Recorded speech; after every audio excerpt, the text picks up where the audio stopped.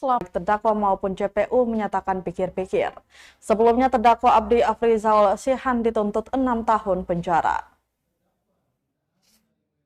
31 Juli 2023 sampai dengan saat ini telah tuntutan pidana yang diajukan oleh penuntut umum yang pada pokoknya selama termuat lengkap dalam putusan dan dianggap dibacakan. Perkara ini dengan nama sebagaimana termuat lengkap dalam putusan dan dianggap dibacakan. Setelah mendengar tanggapan tertulis penuntut umum terhadap pembelaan dari terdakwa dan akta hukum terdakwa yang pada pokoknya telah lengkap dalam putusan dan dianggap dibacakan. Terdakwa ditahan dari mulai dianggap dibacakan. Terdakwa ditahan dari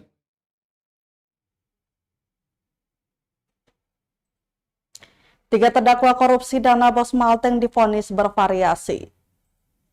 Tiga terdakwa kasus tindak pidana korupsi penyalahgunaan dalam pengelolaan dana BOS pada Dinas Pendidikan dan Kebudayaan Kabupaten Maluku Tengah tahun anggaran 2020-2022 divonis bervariasi. Ketiganya yakni mantan Kadis Pendidikan Malteng Askam Tuasikal, Oktavianus Noya selaku mantan manajer dana BOS, dan Waidi Yasin komisaris PT Ambon Jaya Perdana. Vonis tersebut dibacakan Hakim Ketua Haristewa didampingi dua hakim anggota lainnya berlangsung di Pengadilan Tipikor Ambon Senin 19 Februari 2024. Untuk terdakwa Askam Tuasikal divonis 5 tahun penjara dan denda 300 juta rupiah, subsidiar 3 bulan kurungan. Menjatuhkan pidana oleh karena itu terhadap terdakwa Askam Tuasikal dengan pidana penjara selama 5 tahun dan denda 300 juta rupiah. Sementara untuk terdakwa Oktavianus Noya selaku mantan manajer dana BOS dihukum dengan pidana penjara selama 4 tahun dan denda 300 juta rupiah subsidiar 3 bulan kurungan. Terdakwa Munaidi Yasin komisaris PT Ambon Jaya Perdana dengan pidana penjara selama 5 tahun denda 300 juta rupiah subsidiar 3 bulan kurungan. Majelis Hakim juga menyatakan para terdakwa terbukti bersalah melanggar pasal 2 ayat 1 junto pasal 18 ayat 1, 2, 3 Undang-Undang Nomor 20 Tahun 2001 tentang perubahan atas Undang-Undang Nomor 31 Tahun 1999 tentang pemberantasan tindak pidana korupsi JO pasal 55 ayat 1 ke 1 KUHP. Selain pidana penjara, para terdakwa juga divonis membayar utang pengganti dari kerugian keuangan. Dengan rincian terdakwa Askam Tuasikal untuk membayar uang pengganti, bila tak diganti, maka harta benda akan disita. Bila belum mencukupi, maka ditambah pidana penjara selama 1 tahun.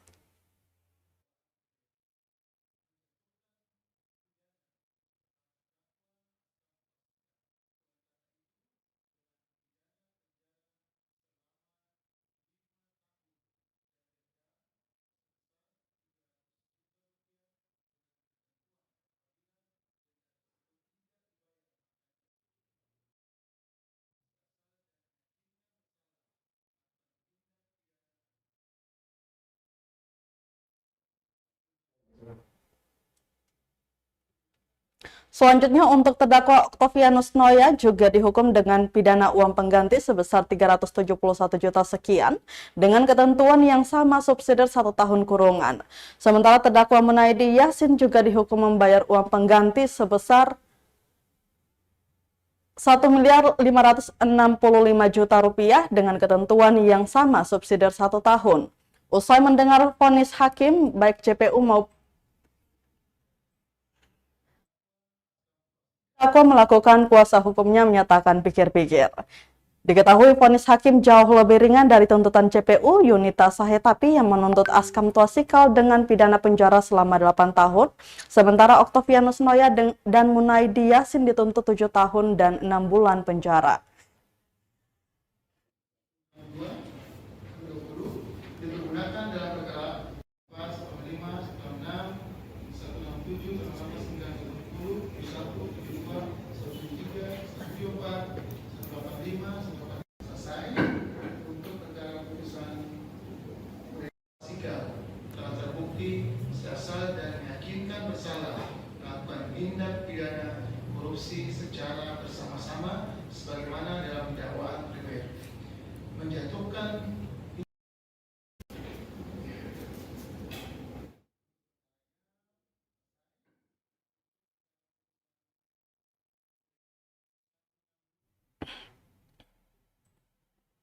Kita ke berita lainnya, Tribuners, pesan taksi online penumpang kapal cepat Amahai Tulehu dihampiri dan dipaksa batalkan pesanan.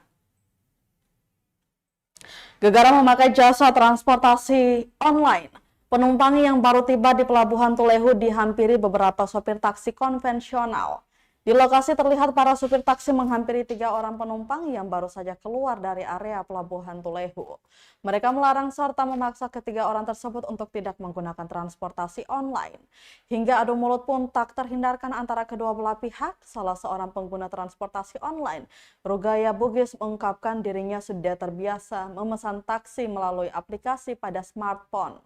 Menurutnya, selain praktis, harga yang ditawarkan juga terjangkau. Dikatakan dirinya juga tak tahu menahu kalau ada aturan yang melarang untuk menggunakan transportasi online. Hingga dirinya kaget saat dihampiri sejumlah supir taksi konvensional di negeri Tulehu. Mereka pun mengalah dan memilih menggunakan angkutan umum di Kecamatan Salahutu itu, sembari membatalkan pesanan taksi online yang belum juga tiba di titik penjemputan. Sementara itu, Ketua Komunitas Taksi Tulehu Idris Mahu mengaku operasi transportasi online di negeri Tulehu membuat pendapatannya menurun drastis. Selanjutnya, larangan operasi transportasi online di negeri Tulehu merupakan aturan yang disahkan oleh Raja Negeri Tulehu, sehingga setiap orang atau penumpang kapal yang menggunakan transportasi online akan ditegur. Bila mana ada penumpang yang buka aplikasi Maxim yang ada di Tulehu, itu ditegur dan dilarang. Karena itu sudah ada suatu ikatan dari semua komunitas. Ibu boleh baca yang tadi saya tunjukkan. Oke, satu lagi sudah disampaikan ke aplikasi yang sudah terkait? 3 kali aplikasi Maxim saya datang untuk membatasi wilayah jalur Salahutu, tapi tidak ada teguran sampai sekarang. Oke.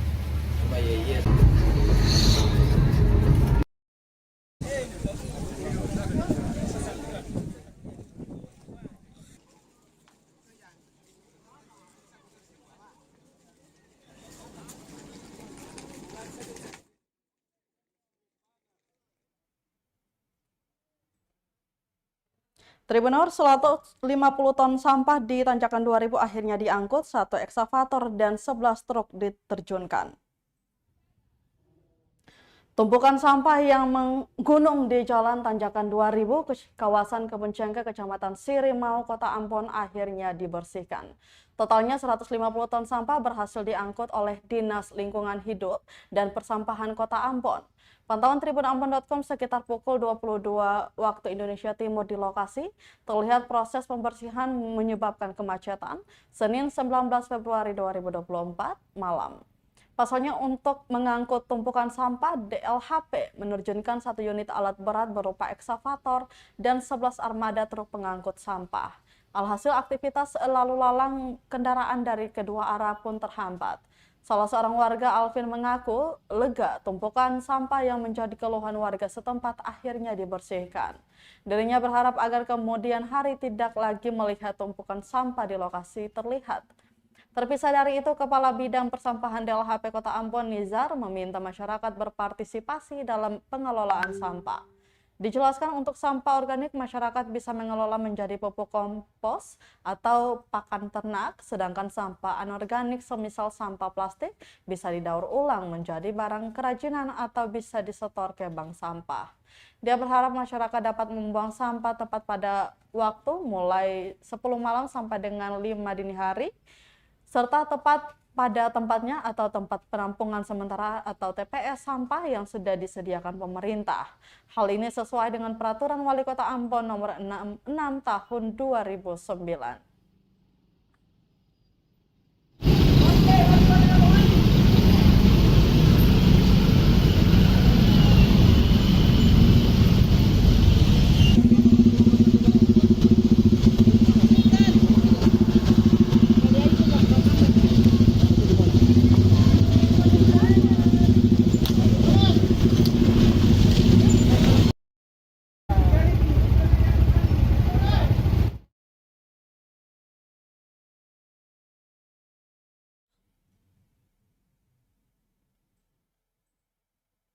Update terbaru jadwal dan tarif tiket speedboat rute Hitu tujuan Olas.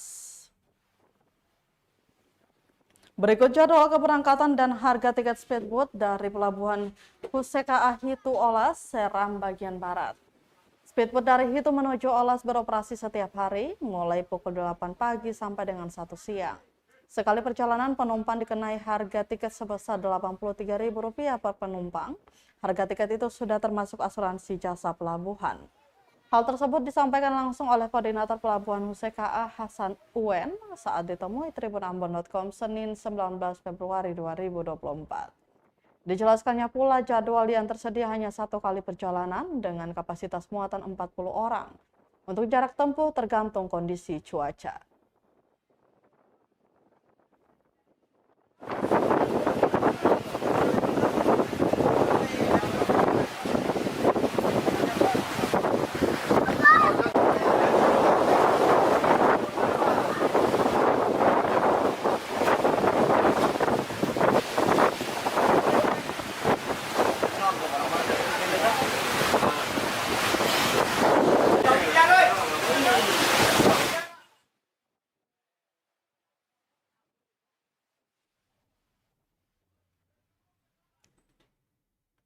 Kita beralih ke Kabupaten Maluku Tenggara, Tribuners. Harga sayur kol di Pasar Tual turun jadi Rp25.000 per kilo.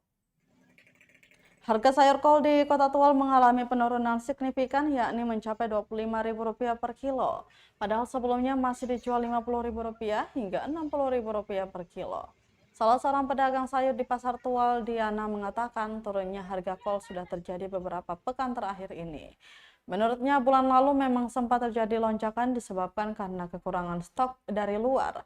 Sekarang stok melimpah mempengaruhi harga jual. Ia mengaku faktor cuaca menjadi penentu. Jika cuaca bersahabat, pasti harga ramah kantong. Namun jika cuaca buruk, pasti harganya melejit. Sementara untuk harga bawang merah masih stabil di angka Rp45.000, sedangkan bawang putih di angka Rp40.000. Cabai rawit Rp70.000 per kilo, kentang per kilo masih di angka Rp35.000, kemudian telur Rp60.000 per kilo.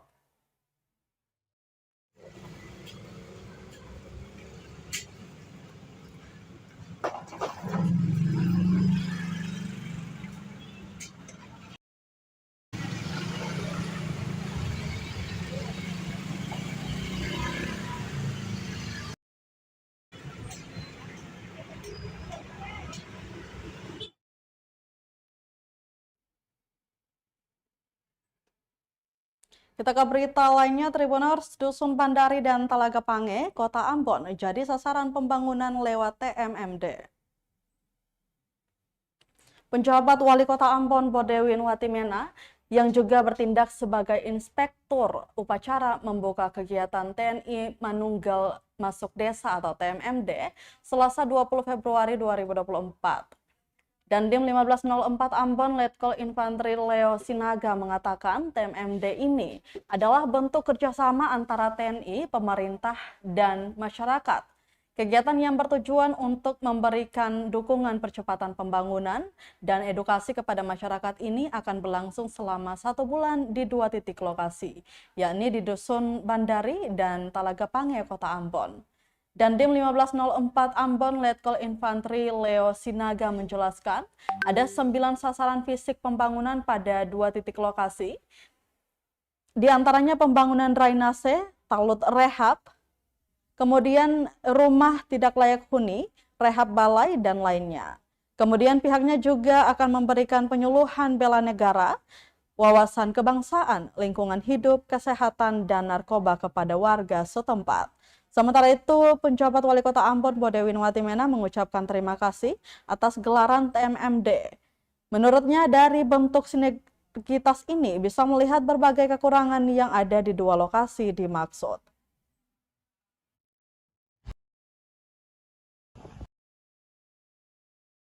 Untuk TMMD ini adalah kerjasama TNI, pemerintah daerah, dan rakyat, masyarakat khususnya yang ada di Desa Talaga Pange dan Bandari.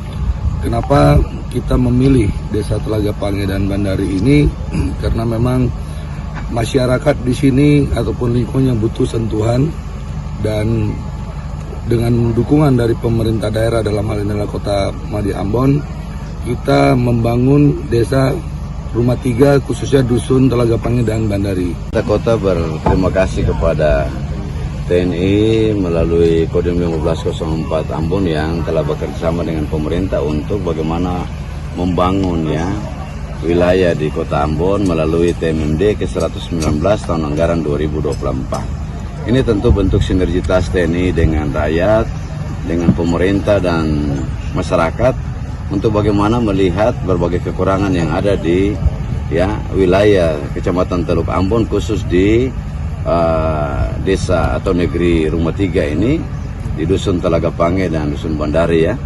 Dan mudah-mudahan saja pelaksanaan TMMD yang akan berlangsung selama 1 bulan ini dia dapat mencapai sasaran yang telah ditetapkan. 3 izin sekali lagi Bapak 1, 2, 3.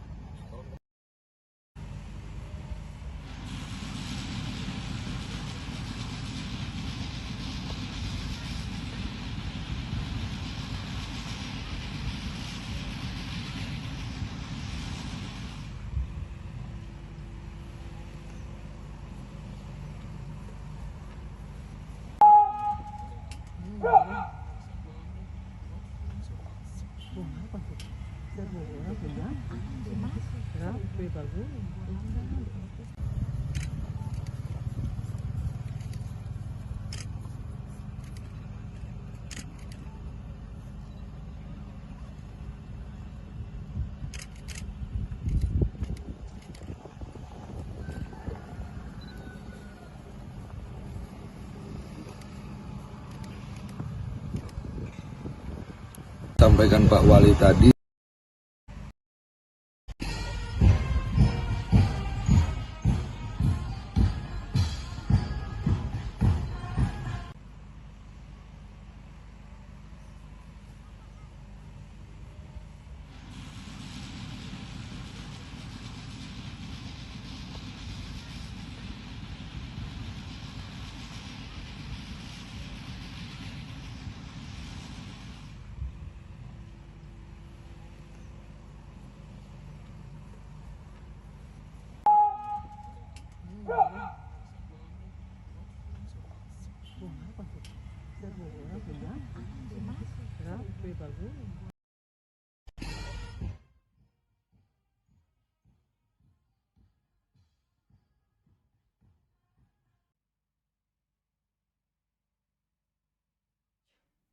Ini berita terakhir.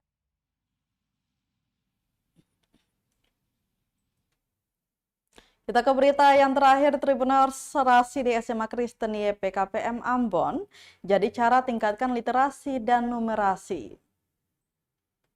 Sekolah Menengah Atas SMA Kristen Yayasan YPKPM Kota Ambon menggelar kegiatan bertajuk Serasi atau Sehari Berliterasi. Kegiatan berlangsung di lingkungan sekolah dengan melibatkan seluruh siswa dan guru Selasa 20 Februari 2024. Kepala SMA Kristen Yayasan YPKPM Kota Ambon, Dr. Anda Elatoriu, mengatakan kegiatan ini adalah upaya sekolah untuk meningkatkan dan mengembangkan kualitas literasi, termasuk kemampuan mengajar para guru. Lanjutnya dijelaskan literasi dan numerasi dalam pendidikan menjadi sangat penting karena merupakan kunci utama dalam proses pembelajaran. Diakuinya tidak mudah mencapai tujuan literasi sehingga dibutuhkan fokus menjalankan program secara komprehensif dalam berbagai pentahapan. Pantauan tribunambon.com selain menulis dan membaca, para siswa juga diberikan kesempatan untuk menjelaskan dan mempresentasikan hasil karya mereka. Diketahui kegiatan serasi ini sendiri telah berlangsung sejak November 2023. Sebut sebagai serasi di SMA Kristen, kami angkat untuk membantu, membudayakan, mengembangkan, mempercepat yang anak-anak punya kemampuan literasi numerasi. Nah, memang kalau kita lihat literasi numerasi dalam skala yang besar, itu pasti kita tidak akan capai. Tapi kita mau membentuk budaya dulu. Budaya anak-anak mencintai literasi numerasi. Nah, bagaimana cara kita bentuk itu? Nah, kita rubah dalam bentuk pola seperti hari ini. Jadi, selain literasi numerasi dalam bentuk bacanya, mereka buat kita selang-seling dengan cerpen, puisi. Karena saya melihat anak-anak hobinya ke situ, ke musik. Nah, dari situ kita gali kita gali pendapat mereka ya, apa yang mereka ingin sampaikan, ide-ide mereka. Nah, di situ baru kita lihat anak-anak dikembalikan kepercayaan diri, bagaimana supaya bisa mengembangkan, budayakan kemampuan literasi numerasi ini. Dan ini berlangsung setiap bulan, sebulan sekali. Kami pakai seharian ini, seharian penuh khusus dalam program Serasi, supaya termotivasi. Oh, oke, silakan mencari jawabannya. Kalau sudah komplit begini, kira-kira bisa kasih 120 km per jam, istirahat 30 menit, dia bisa tempuh berapa jam? Mesti cari normalnya dulu toh?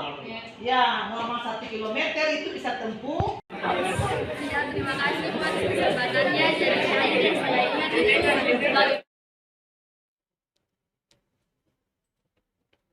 Baik Tribuners, pada tadi sekaligus menutup rangkaian kebersamaan kita di Tribun Ambon hari ini, edisi 20 Februari 2024. Mewakili seluruh kru yang bertugas, saya Mesya Marisa Besi pamit undur diri. Selamat malam dan sampai jumpa. Mato.